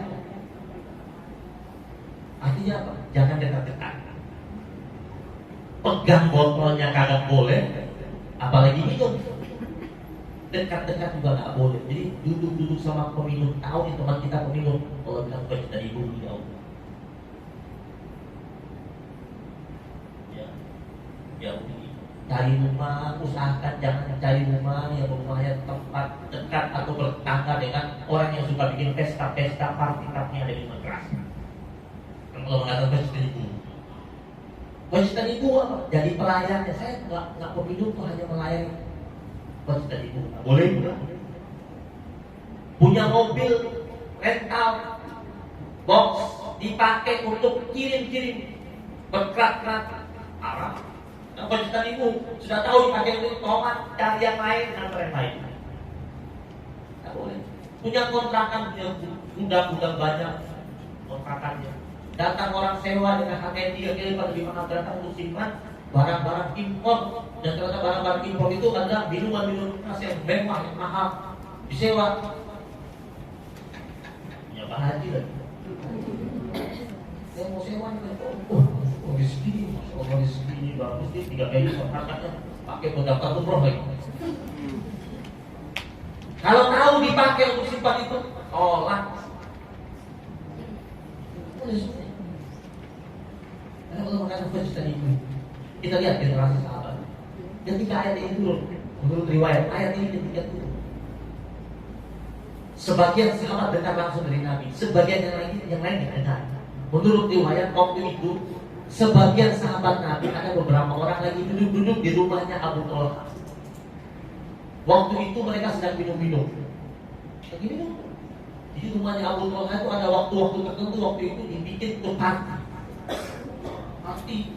Lagi pegang botol semua, lagi asik-asik minum. Tiba-tiba datang seorang sahabat Nabi yang dengar firman Allah itu. Yang terakhir ini, yang sudah melarang keras, keras. Nah akhirnya masuk ke rumahnya Abu Talha. Berhenti minum. Jadi apaan sih lu? Berhenti minum. Ayo berhenti. Terus yang lain bilang, kalau mau gabung silakan gabung aja, nggak usah larang-larang. Teman-temannya kan biasa kalau yang datang kemari pasti ingin gabung minum. Kalau nggak ingin gabung keluar sana. Enggak, ini baru saja turun firman Allah. Saya dengar langsung. Nabi menyampaikan kepada kami, innamal khamru wal maisir wal ansab wal azlam rijsun min amali syaitan. Fajtanibu. Bagaimana tuh? Kata yang lain, sambil minum nih, masih sambil minum. Apa kata Abu Talha? Coba pergi cek. Belum percaya nih, suruh pergi cek. Di antara mereka yang hadir. Terus yang datang itu, boleh adanya ikut saya pergi cek. Tapi bini yang belum mabok. Karena kalau yang mabok itu pergi ngecek bahaya juga. Takutnya dengarnya A, ngomongnya Z nanti kan. Nah ini nih, dia belum mabok nih, pergi. Bawa nih yang belum mabok nih, pergi. Makanya ini berbikin, belum goyang gitu. Ya. Belum goyang, ya, masih sadar. Kalau yang nggak sadar kan bahaya. Itu di kampung saya di Flores itu pernah saya pulang ngaji. Saya mengaji itu hari sore ngajinya. Sekolah saya kan sekolah Katolik. Sekolah Katolik itu pagi itu ada pelajaran agama. Pelajaran agama Islam, teman-teman muslim itu pergi ngaji itu. Disiapin sama sekolah Katolik itu, siapin guru ngajinya. Kita sekolah sore. Pulang ke pasar. Di kampung saya ada namanya pasar Senggol. Namanya pasar Senggol. Mungkin karena itu pasar itu padat, jadi orang kalau jalan pasti bersenggol. Namanya pasar Senggol. Ramenya jam malam. Ramenya itu di atas maghrib. Karena macam jualan dari daerah-daerah terpencil turun di sini. Dan pasar itu suka banyak orang mabuk. Makanya saya sama teman-teman saya kalau pulang masih kecil, umur 8 tahun, 9 tahun. Lewat situ suka rame-rame, nggak pernah sendirian, berlima, rame-rame. Suatu hari pas lagi lewat, habis maghrib lewat teman-teman. Ada orang mabuk di kampung. Saya sama teman-teman biasanya kalau orang mabuk kampung kita nggak lari, kita ngumpet nonton. Karena biasanya ada hal-hal unik yang dia bikin. Dia buat umur kita ini anak kecil ketawa. Lari ngumpet. Kita ngumpet nonton sambil lepas sandal jepit. Lepas sandal jepit. Kalau nanti ada apa lari lebih kencang. Nonton dia. Itu orang lagi ngamuk-ngamuk. Ketika dia ngamuk nggak sadar. Sadar dia ngoceh. Terus dia datang di tempat jual cabai rawit. Di Flores itu cabai itu kecil, cabai rawit kecil kan. Namun 3 kilo. Orang-orang di kampus saya kalau jual cabai itu nggak pakai kiloan, jualnya pakai gelas. Takarnya gelas kecil ya takar. Masukin di kertas, bungkus, jual. Di tempat takarannya. cabai merah semua di satu gelas. Dia lagi mabuk, dia kira itu jus. Dia kira itu dia satu gelas, ya. Dia masukin ke mulutnya, dia telan. Mabuk itu lagi mabuk. Saya sama teman-teman saya melihat. Saya bilang sama teman-teman, jangan pulang dulu, lihat reaksi ini. Kita tunggu, kita pakai bahasa tong tunggu sehari apa ini, tong tunggu dia. Tahu-tahu setelah itu mulai dia teriak pedas dan guling-guling perutnya sakit, ketawa itu. Ini ada sama kasar. Suapnya datang lanjut. Ini nggak sadar. Nah ini yang di bawah yang sadar kata, yang datang jemputin, yang sadar boleh datang. Datanglah ke sana, datang berdua di rumah Abu Talha satu orang. Datang lihat, sampai di situ ketemu dengan sahabat-sahabat Nabi yang masih duduk, yang sudah dengar apa yang Nabi sampaikan merupakan firman Allah Subhanahu wa Ta'ala.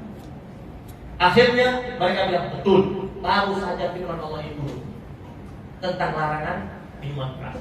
Dan Allah Subhanahu wa Ta'ala mengatakan wajtanibu jauh. Balik lagi nih, yang utusan Abu Talha datang. Mereka masih minum itu di rumah. Ketika datang masuk, ditanya sama Abu Talha.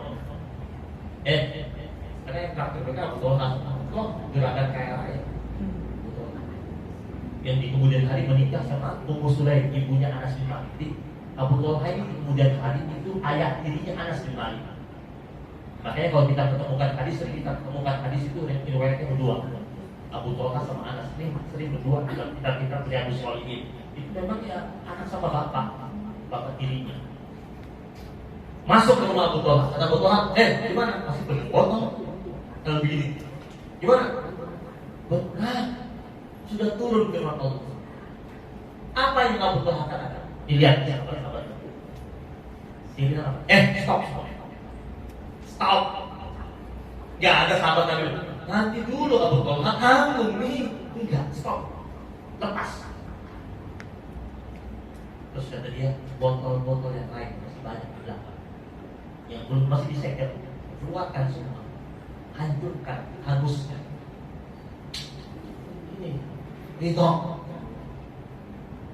Mereka tak bilang gimana sih, nggak pakai nanti. Enggak, itu. Gak ada itu. Abu Talha bilang, oke, kalau begitu ini firman Allah sudah turun, ini hari terakhir ya, kita puas-puasin. Ayo cheers.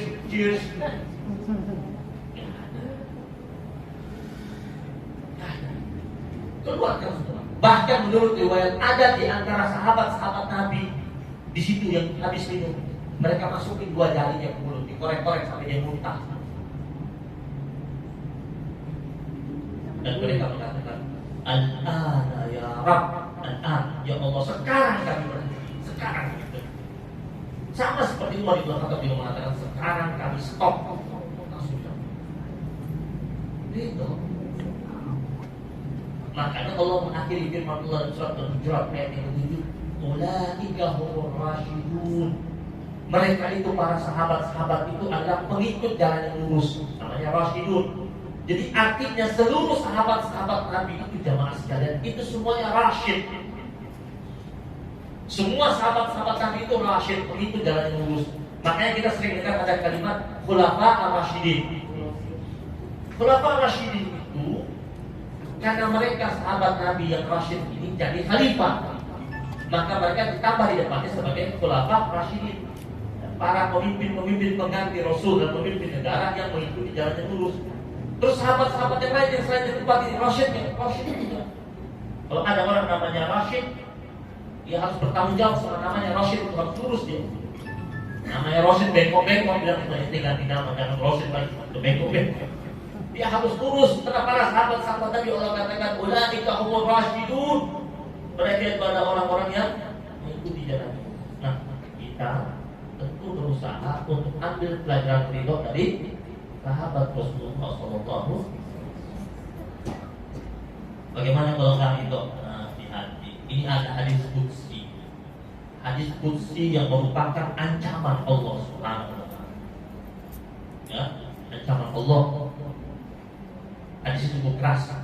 Allah berfirman begini, man lam yarda bi qada'i walam yashkur bi ni'amai walam yasbir bi balai. Barang siapa yang tidak ridho terhadap keputusanku, kata Allah. Yang kedua, walam yashkur bi ni'amai, siapa yang tidak bersyukur atas nikmat-nikmat yang telah aku berikan padanya. Yang ketiga, walam yasbir bi balai, siapa saja yang tidak bersabar terhadap bala, musibah, ujian yang aku turunkan dalam kehidupannya.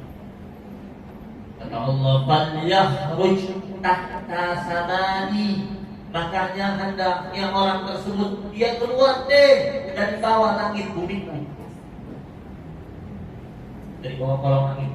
Kita ini tinggal di mana? Kolong langit bukan? Ada yang bilang, saya anak kolong-kolong mana?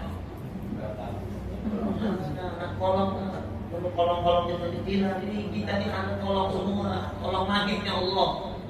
Allah bilang kalau ada orang tidak ridho, tidak bersyukur, tidak bersabar, falyakhruj tahta samai, hendaklah dia keluar dari bawah kolong langit itu. Mau kemana kalau disuruh keluar? Allah kalau usir. Mau kemana kita? Yang ada area bumi ini tidak di bawah langit Allah Subhanahu wa taala. Yang kedua, wal yatlub rabban siwaya. Hendaklah dia hambaku itu minta kepada Tuhan selain aku. Mau minta sama siapa ya? Kata ulama, ini hadis qudsi, hadis yang serius. Hadis di mana Allah Subhanahu wa taala menunjukkan murkanya Allah Subhanahu wa taala kalau ada hamba Allah yang tidak ridho, tidak bersyukur, tidak bersabar. Maka dalam kehidupan kita harus menjaga tiga ini. Harus ridho, harus syukur, harus sabar. Kalau enggak, Allah bilang udah nggak jadi warga Allah, mau kemana gitu? Ya, kalau dibilang nggak jadi warga Cipayu masih bisa condet. Tempat aneh deh. Ini kalau sudah Allah bilang keluar di bawah kolong langit, mau kemana?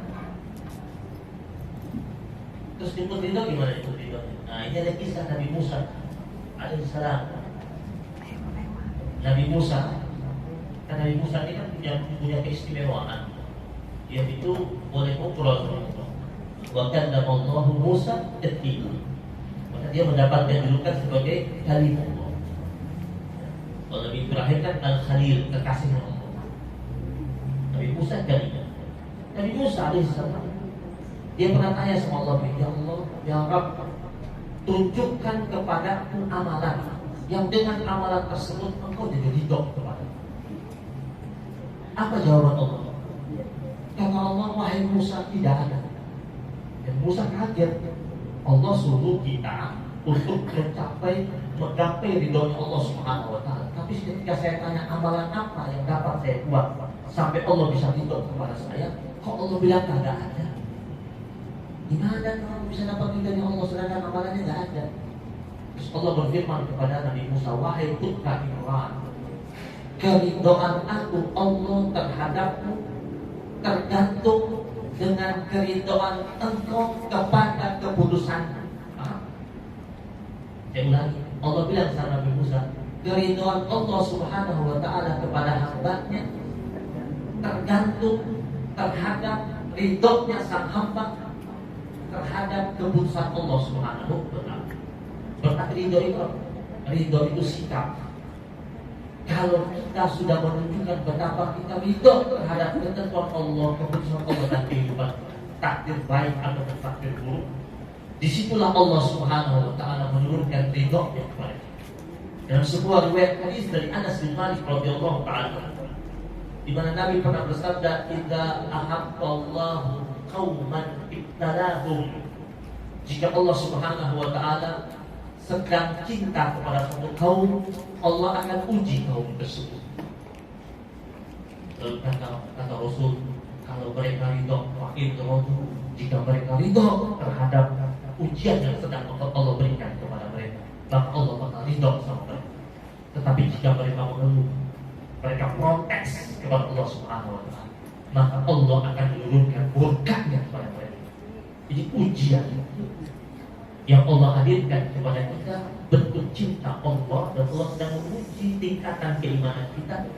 Dan yang ketiga adalah bagaimana kita ridho terhadap ujian yang sedang Allah berikan.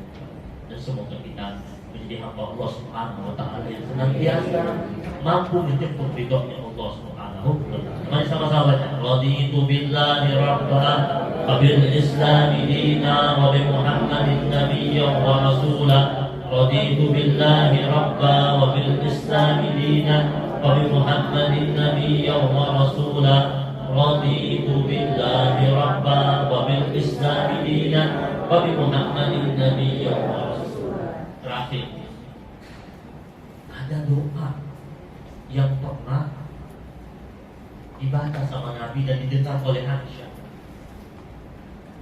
Doa minta Allah riba. Di satu malam kata Aisyah, "Iftaqadtu Nabi sallallahu alaihi wasallam." Aku pernah kehilangan Nabi suatu malam. Di Aisyah bangun malam-malam cari Nabi. Aisyah besok cari malam Nabi tidak ada. Suka bangun nyari. Ini lagi di rumah siapa? Di ibu-ibu kalau dicari sama suami wajar. Aisyah nyari Nabi.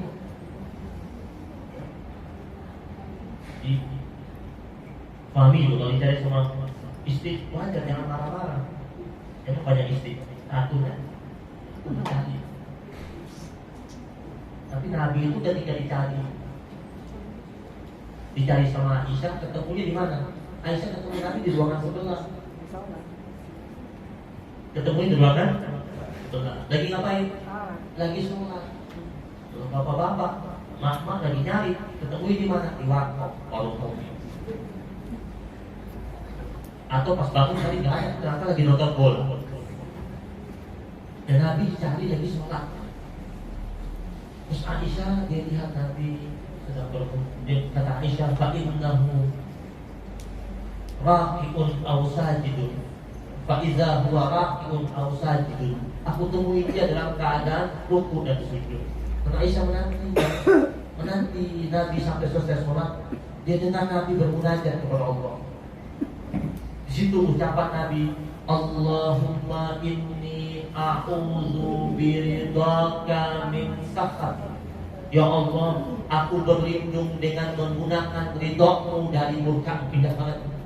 Jadi berlindung kepada Allah dengan menggunakan ridho-Nya Allah. Kalau Allah sudah ridho, murkanya turun ya? Maka turun. Allahumma inni a'udzu biridhaka min sakhatik. Ya Allah, aku berlindung dengan menggunakan ridho-Mu dari murka. Wa bi mu'afatika min uqubatik. Dan aku berlindung padamu ya Allah dengan menggunakan kemaafanmu dari hukumanmu. Kalau Allah sudah maaf, kira-kira dihukum nggak? Tidak dihukum, kita sudah diberikan maaf. Wa a'udzu bika minka. Dan aku berlindung padamu ya Allah darimu. La uhsi sana'an 'alaika kama asnaita 'ala nafsi. Ya Allah, aku kata Rasul tidak mampu menghitung jumlah pujian kepadamu sebagaimana engkau telah memuji diriku. Jadi kita ini jangan pernah merasa pujian kita kepada Allah cukup banyak. Enggak, pujian kita kepada Allah yang sudah banyak itu tidak akan berbanding dengan Allah sedang memuji dirinya sendiri. Kita memuji Allah kayak apapun, Allah tetap terpuji. Dan Allah tidak akan menambah dan menaik, tidak, sudah sangat mulia, sangat terpuji Allah SWT. Kalaupun kita tidak memuji Allah Subhanahu wa taala, tidak pula akan menurunkan nilai kemuliaan Allah Subhanahu wa taala. Kalau manusia semakin dipuji semakin ya iya. Kalau saya puji-puji selama 1 bulan Allah semakin banyak kita puji, gak bikin Allah GR, beda. Maka Nabi mengatakan, la uhsi sana'an 'alaika kama asnaita 'ala nafsi. Aku tidak dapat menghitung pujian kepada diri, sanjungan kepada diri, sebagaimana engkau telah menyanjung diriku. Nah, ini sama-sama ikutin ya. Nanti doanya dibagi ikut. Doanya.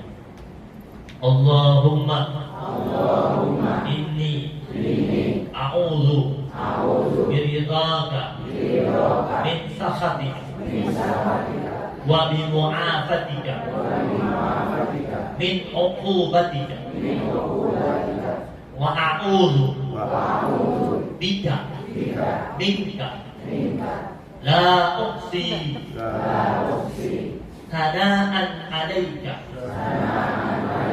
Kama Atnaita Ala nafsi. InsyaAllah nanti ini amalkan.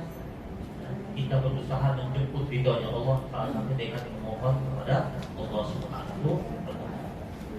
Rabbana taqabbal minna innaka antas samiul alim wa tub 'alaina ya maulana innaka antat tawwabur rahim. Allahumma sahhil umurana wa umur jami'al muslimin wal muslimat ya muyassir kull 'asir fa taysirul 'asir alayka yasir. Rabbana la tuzigh qulubana ba'da idh hadaytana wa hab lana min ladunka rahmah innaka antal wahhab. Rabbana innaka jami'un nas li yaumin la raiba fihi innaka la tukhliful mi'ad.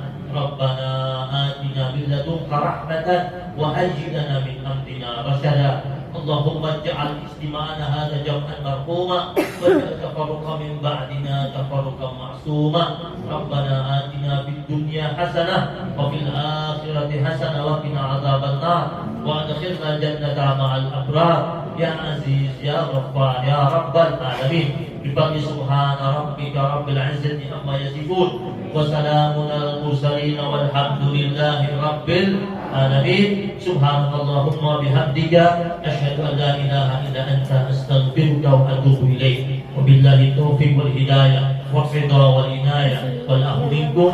Wassalamualaikum warahmatullahi wabarakatuh. Kita nunggu door prize. Bikin aja. Oke.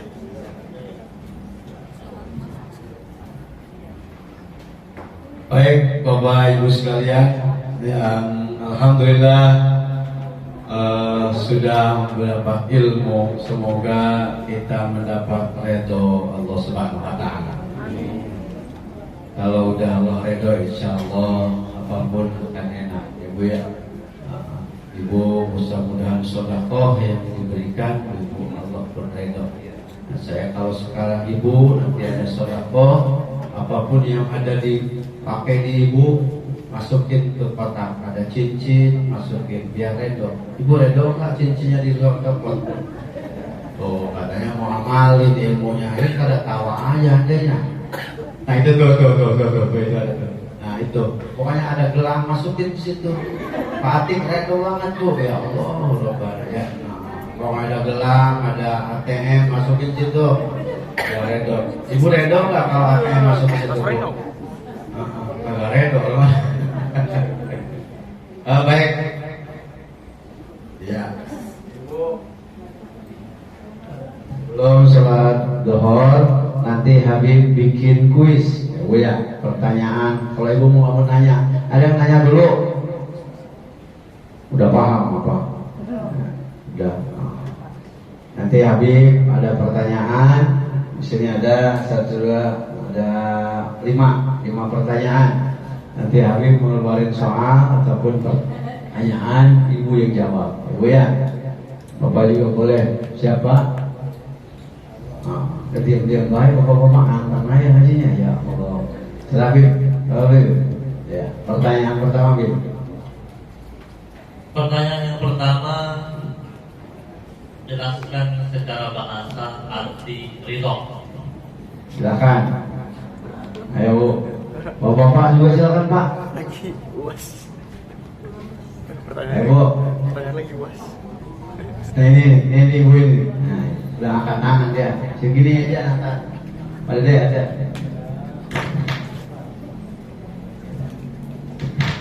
Silakan Bu. Ya, mampu melihat semua kebaikan yang Tuhan berikan, merasakan ujian itu sebagai nikmat, orang yang hidup menjalankan dengan tenang dan bahagia. Ya, bagaimana Bib? Masya Allah, jazakallahu khairan hasanah. Yang lebih berat Bib, pertanyaan Bib. Iya. Siapa Bib? Kedua Bib. yang kedua, jelaskan di surat berapa tadi? Di surat yang berapa, di surat apa dan ayat yang berapa yang menyatakan bahwasanya yang orang yang ridho itu mendapatkan kemenangan. Silakan. Nah, itu.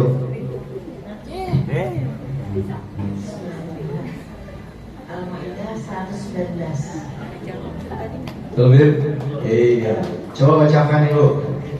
Iya. 3 bib. 5 bib, 5.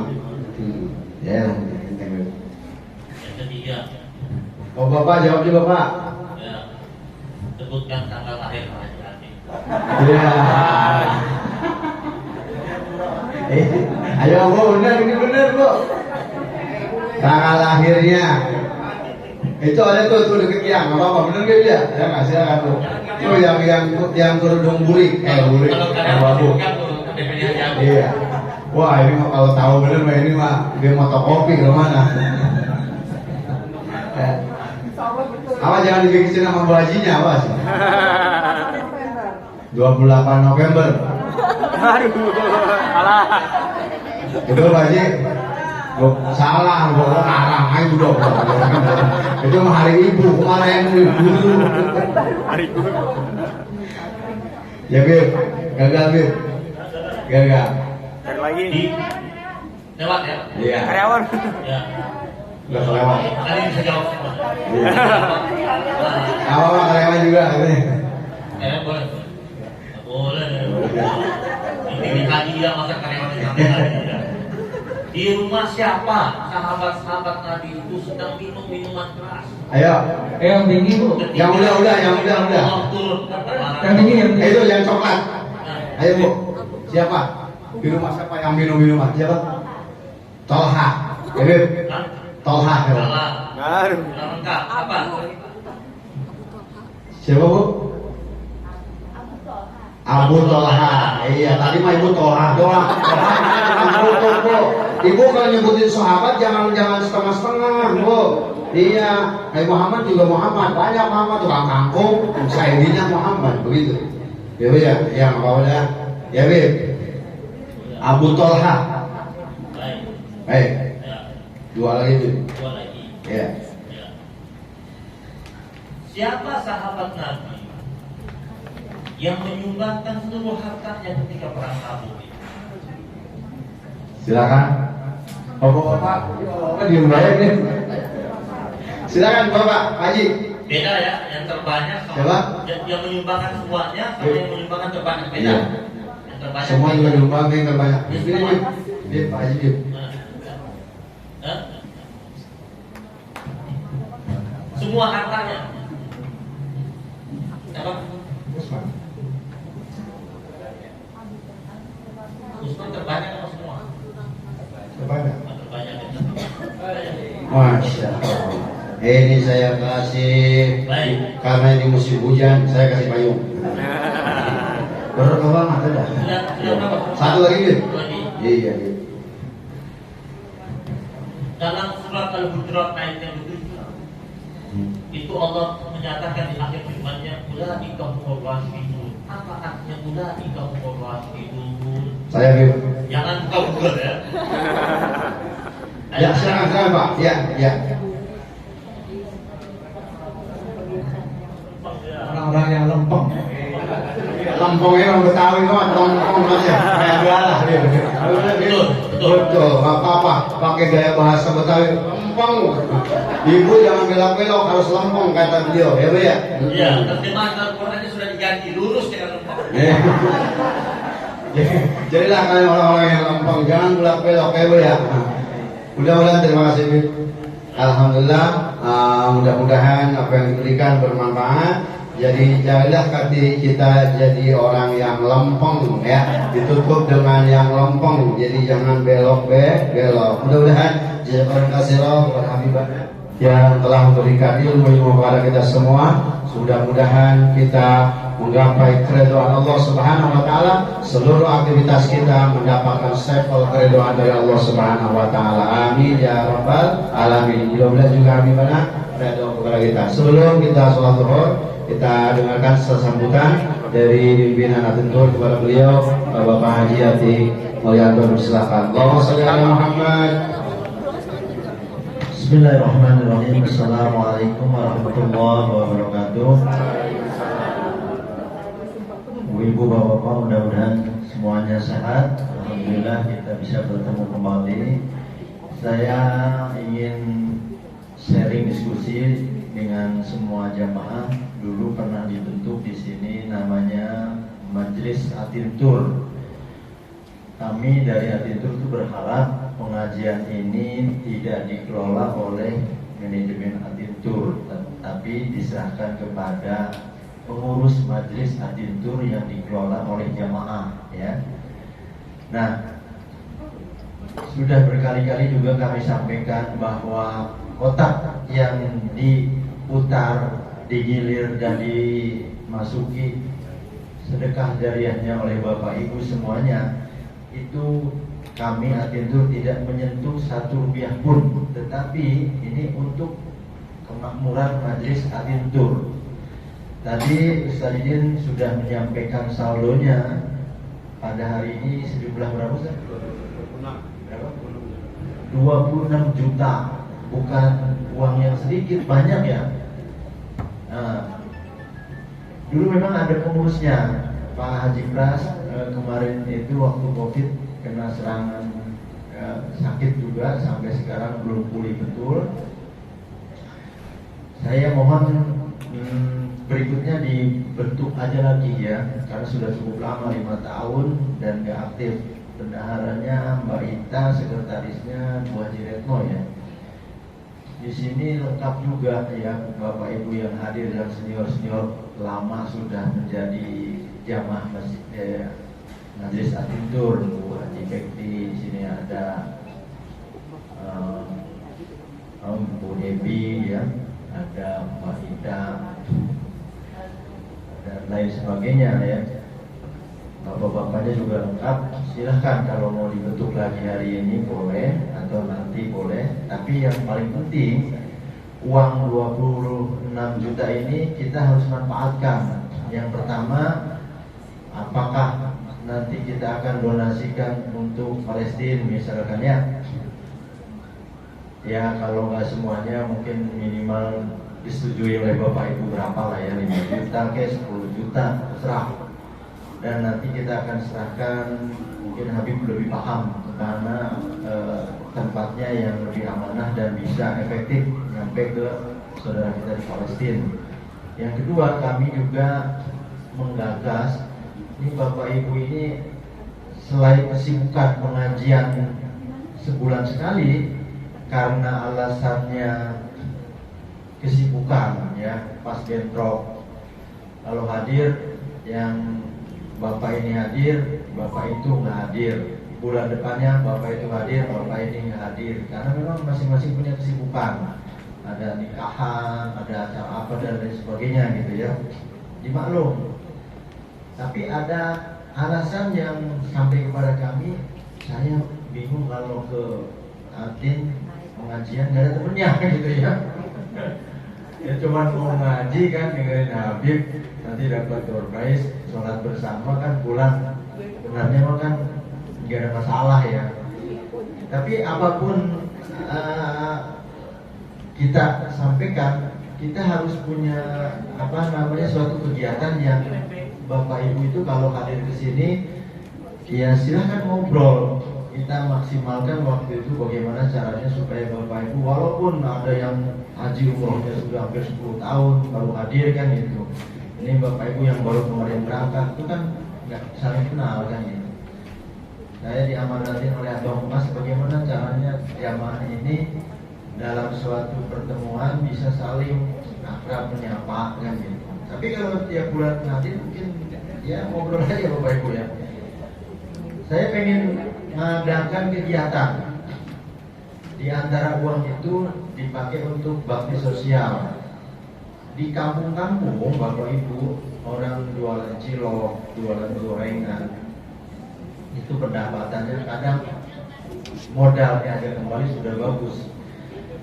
Untung 1.000, 2.000, luar biasa. Makan itu nasi itu sudah beruntung bisa masak buat anak-anaknya. Menunya apa? Kerupuk. Ya di Sukabumi, di mana-mana. Itu yang seperti itu. Mungkin kesulitan. Kalau kita sumbangkan sebagian uang itu bakti sosial, misalkan belikan sembako dan dibagikan ya. Kemarin sudah kita gagas. Metode polanya adalah kita jalan bersama Bapak Ibu, nanti berangkat satu bus misal gitu ya. Setuju nggak? Saya malah pengen waktu itu saya sudah survei, ada tempat di Wanayasa di Purwakarta itu ada villa-villanya. Bapak Ibu nanti nginep di sana, nggak nginep juga nggak apa-apa, berangkat pagi pulang sore gitu ya, jalan-jalan. Itu suka saya provokasi di grup itu. Ada pemandangan bagus, ada kali-kali bagus gitu ya. Maksudnya biar tertarik gitu ya. Bagaimana kalau minggu depan? Mbak Ita hadir ini bendarannya kan? Ada ini yang pegang uang. Iya Pak. Ikut kemana? Iya, jangan ikut doang. Yang ikut semua juga ikut. Iya. Siap. Iya. Bakti sosialnya sih nomor 2, yang pertama mungkin kebersamaannya, tapi harus diramu bagaimana ya, nanti dibicarakan aja nih, nanti dibentuk aja siapa ya. Ini ada Bu Anies juga calon kita. Bapak Ibu, berikutnya ini sudah aja dulu, mohon maaf sedikit aja, bahwa ada kita pengen saling memberi dengan jamaah. Sebetulnya sudah lama, cuman mungkin nggak nyampe infonya ya, bahwa semua jamaah Tintur yang merekomendasikan, mereferensikan ada jamaah mau berangkat umroh ya, itu dapat poin reward. Dulu mah ada namanya kartu setelah umrohan atau hajian dikasih Bapak Ibu kartu Tintur memberi. Itu ada poin reward. Setiap jamaah yang mereferensikan jamaah umroh itu dapat Rp500.000. Kalau sampai 10 itu bisa satu orang menjadi 750 kali 10. Kalau jamaah haji lebih besar lagi ya, bisa sampai 2 juta satu jamaah yang mereferensikan ya. Ini mungkin sosialisasinya kurang, ini udah beberapa bulan lalu ya, udah lama. Silakan ya, ini berbagi aja dengan jamaah, silakan. Nanti saya, tapi tolong disampaikan kemarin ini, tolong dicatat, jangan sampai lupa ya. Nanti kita siapkan begitu pendaftaran atau pulang itu poin reward itu dikasih. Kemudian satu lagi Bapak Ibu, bagi jamaah yang sudah 10 kali, karena jamaah ini ada yang sampai 7 kali, 8 kali, itu free umroh ya. Jadi bagi jamaah Tintur yang sudah 10 kali melaksanakan ibadah haji atau dengan umrohnya 10 kali, itu gratis 1 kali ya. Saya lihat sudah ada yang sampai 7 kali, 8 kali di sini ya. Tinggal 2 kali lagi. Nah, yang terakhir kami memberi bantuan kepada Bapak Ibu yang ingin berangkat haji. Itu kan antriannya lama karena yang utama adalah pendaftaran. Sekarang ini berebut bagaimana merebut nomor porsi ya. Kalau haji plus itu 5 tahun insya Allah. Kadang bisa mencapai 2 tahun bisa. Kalau yang kuotanya tidak terpakai itu 2 tahun sudah boleh berangkat ya. Kalau reguler lebih lama, 20 tahun, 30 tahun, 40 tahun bahkan ya. Nah kalau jamaah mungkin nggak kuota di reguler karena kondisinya kita tahu banget ya. Tapi kadang-kadang ada terkendala, saya nggak punya uang Pak Ati. Nah kami dari Atintur memberikan fasilitas bagi jamaah yang ingin mendaftar. Pendaftarannya itu $4.500, itu kita yang bayarin. Bapak Ibu tinggal ngangsur tiap bulan ya, bisa. Jadi 4.500 persyaratan Bapak Ibu diserahkan kepada kami langsung mendaftarkan. Bapak Ibu sudah dapat nomor porsi ya. Ada travel lain banyak juga, tapi pakai bank Bapak Ibu. Bapak Ibu harus pakai persyaratan dan kena bunga ya. Utang misalkan 40 juta harus bayar 50 juta setelah 1 tahun gitu ya. Kalau kita enggak, silakan pergunakan fasilitas ini berbagi untuk Bapak Ibu yang mau melaksanakan ibadah haji. Gitu dulu ya. Barangkali itu, terima kasih. Assalamualaikum warahmatullahi wabarakatuh. Waalaikumsalam warahmatullahi wabarakatuh. Terima kasih kepada Pimpinan dan